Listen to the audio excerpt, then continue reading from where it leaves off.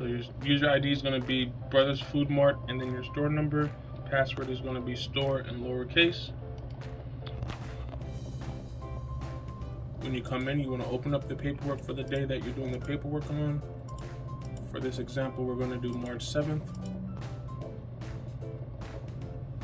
We didn't get any field deliveries today, but when you get a field delivery, you want to copy from the paper, put in the vendor who delivered, the terminal, the carrier, and the BOL number. Then if you have any fuel tank readings, you want to go to your fuel tank readings and put down the quantity of fuel and quantity of water. From there, you want to go to merchandise receiving. Merchandise receiving is where you would put in your invoices. If you have the scan gun, it's a lot easier. The reference number will always be the invoice number. The cash, the payment type can differ from cash to money order. If it is money order, there's an extra step where you would have to put in a money order number, like so. You always want to make sure that your ending amount matches the invoice total cost, and that after you've put in all of your products for that invoice, that your variance ends at 0. After doing that, you want to go to lottery, where you would enter. You want to go to lottery, where you will enter the lottery information, which is your total sales, is how much you've sold for that day.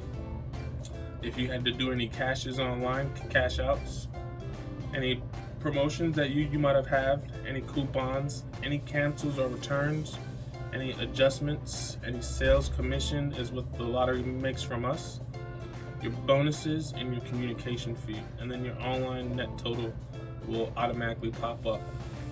As for your instant, your settlements, don't really know how to explain that one. But for your cashes is what you pay out of your register. We paid out $56 on Monday, so our instant net total for instant is $56. Our balance is $46.50. Everything on this side you really don't have to mess with unless you have a claim incentive on your lottery paper. After this, you want to go to your money order close report, where you will put in your sales. The sales is for customers only. If you do have invoices, do not put them with sales, put them with the vendor pay, how much you paid the vendor, and how many vendors did you have to pay, or how many money orders did you have to print out to pay. After you finish this, don't worry about this unless you have the Western Union Daily Cash Report. You want to go to your end of day report, which prints out of your EOD machine, where you will put in the amount of money that you put inside your safe for that day. And when you get a collection pickup from Brinks or your security company or your store, you would put this in only on the date of pickup. If you have to deposit any actual cash at the bank, you want to put how much you deposited for today.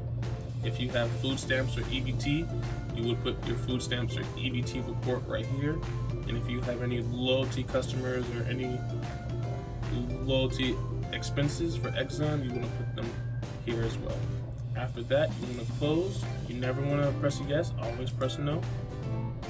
And then after you do that, you want to go and scan the paperwork that you just put into the system. You would scan it by putting it into the scan machine and pressing the scan button down here in the corner. After you do that, after it scans, it pops up here where it will have its own name, and you want to rename it to the date and then the paperwork.